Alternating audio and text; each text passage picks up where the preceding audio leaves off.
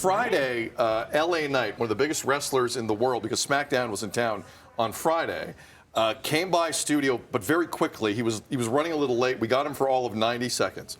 We taped an interview after. We're going to play a good chunk of that for you right now. But for those of you who don't know who LA Knight is, here's a taste. Anybody can bring it home. I mean, you even got the Miz over here, right?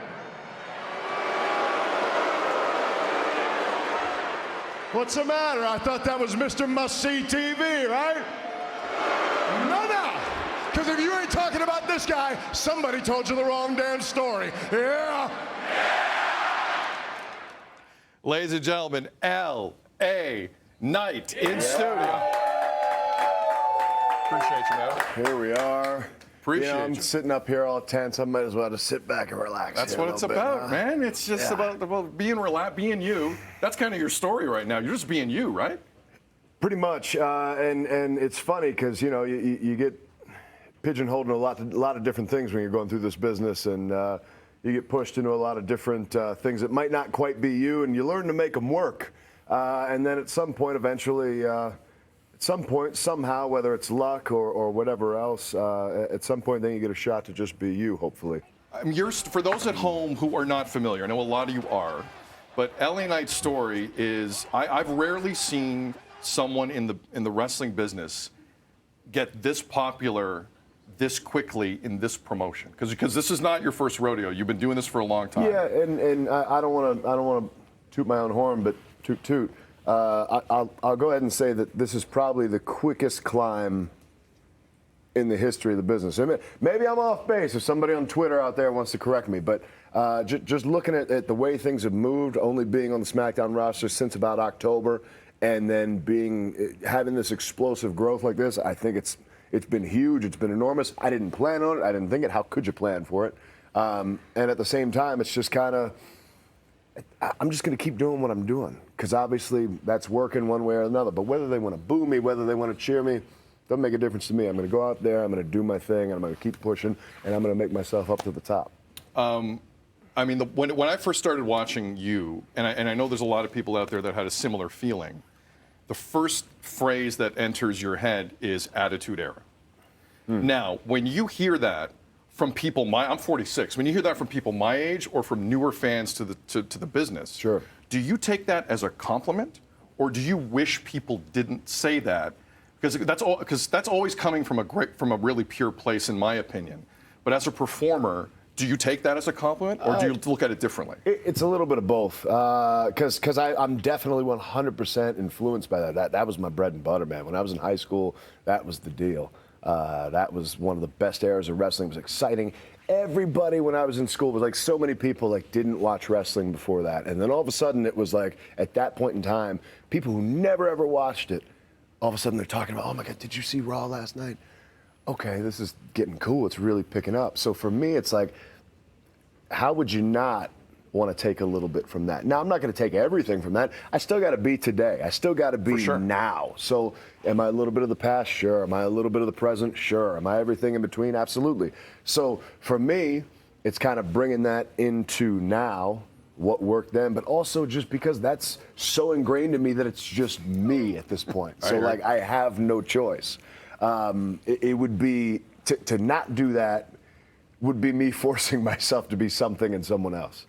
And that never works, right? No, I guess it can. I mean, look, some of the best actors in the world are able to do that and transform themselves. But in this business, I think there's more of people in what you see than not, in terms of successful 100%. wrestlers. I agree with that. The more you can be yourself, and hell, I mean, even if we do go back to the acting thing, you look at Jack Nicholson, he always talks about make the character you, and that's all you can do. And so for me, it's just kind of, the more I can be me and inject that into what we're doing, man, we're hitting something. Oh, and you're hitting it. This is like, there's a phrase in wrestling for people at home called pop, and the pop that LA Knight is getting when he walks into arenas and stadiums, the crowd is just going nuts. I'll call that the undeniable Kavorka. Everybody can feel it. Everybody in this room right now can feel it. Yeah. It comes through. Yeah. It comes through the screen. Can I ask you quickly before we wrap up, because you are a busy person. Though, I don't have a lot of time. No, I know. Time is money with LA Knight. LA Knight. Yeah. Can I ask you some origin stories of some of the phrases that are hitting the most? Sure, let's go. So I'm going to make up some BS stories here. Yeah, let's go. So you come out and let me talk to you. Yeah. Is the scene setter. Now it Yeah. seems very simple Yep. and accurate in its description. Where did that come from? Because of exactly what you just described. Done. All right. I'm standing there waiting to do an interview. This was probably about 13 years ago. I was in California, working a small promotion. Interviewer is interviewing me and my tag team partner at the time. He's talking to this guy. It's taken forever. And plus, the interviewer did a long talk up. And I'm just standing there like, man, I got a lot of stuff to get out. I got energy to do. And finally, a microphone comes to me. I go, let me talk to you. And after I watch it back, I was like, I think I might keep that. That's a good way to start. Why not? That works. Yeah. All right. That's a good start. The emphasis you put on everybody. Yeah. Where did that come up? I don't even know. You know what? That might have been Howard Stern for all I know. Every occasionally he'll go, everybody. So it might have been something like that. But also, the with everybody saying actually comes from Let Me Ride by Dr. Dre on the Chronic album. Okay. Yeah, at the very last chorus, just before that last chorus, he goes, with everybody saying. And that makes sense. And then, yeah. Where'd you get? Yeah. That was just me being a smart.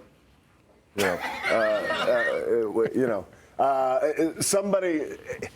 I have this habit when people are saying things to me, or maybe they're explaining something to me, I'll just go, yeah. And somebody kind of almost took offense to that, where they're just like, they thought I was being a jerk, and I wasn't. It was instead of me going, I was going, yeah. And they were like, what are you doing? And I was like, so now I started leaning into it, and I'm like, yeah.